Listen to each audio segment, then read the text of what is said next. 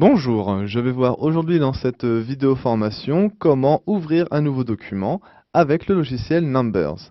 Alors actuellement je suis sur le bureau de mon ordinateur, je vais me diriger dans le doc tout en bas de mon écran, puis cliquer sur l'icône Numbers.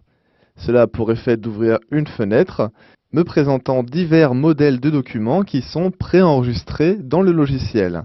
Ainsi, j'ai accès par exemple, si je me réfère au menu présent sur la gauche, à des documents relatifs à la scolarité, comme par exemple un carnet de notes ou encore un quiz mathématique, aux affaires, à ma vie personnelle, comme par exemple mes exercices physiques, l'évolution de mon poids, etc.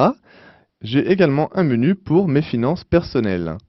Donc de même, ce dernier me propose divers modèles de documents ayant un rapport avec les finances. Enfin, j'ai les documents vierges, donc les documents de base sans aucune modification, sur lesquels je vais commencer par travailler. Si je souhaite obtenir une vue générale de tous les types de menus présents sur le logiciel, je peux cliquer sur le menu Tous qui se trouve tout en haut et accéder ainsi à tous les menus donc mélangés dans une seule fenêtre. En bas de la fenêtre, je vais également pouvoir ouvrir un document récent, donc sur lequel j'ai travaillé récemment sous Numbers.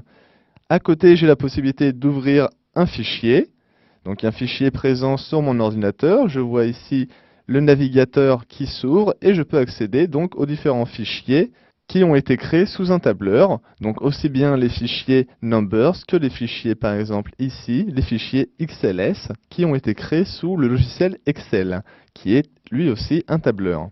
Pour revenir en arrière, je clique sur Annuler, je reviens donc sur la fenêtre, et en regardant l'option à côté, j'ai la possibilité de réduire ou augmenter la taille des différentes icônes présentes dans la fenêtre. Je constate également qu'en passant la souris et en faisant des petits cercles dessus, je peux avoir un aperçu de ce que contient le document. À présent, afin de créer un nouveau document, donc je sélectionne celui qui m'intéresse. En l'occurrence, dans le cadre de cette vidéo formation, je vais partir sur un document vierge. Je le sélectionne en cliquant une fois dessus et j'appuie sur le bouton Choisir en bas à droite de l'écran. Cela a pour effet, après un petit temps de chargement, de m'ouvrir le document en question. Et à présent, je vais donc pouvoir commencer à travailler sous mon document Numbers. Voilà, je sais à présent comment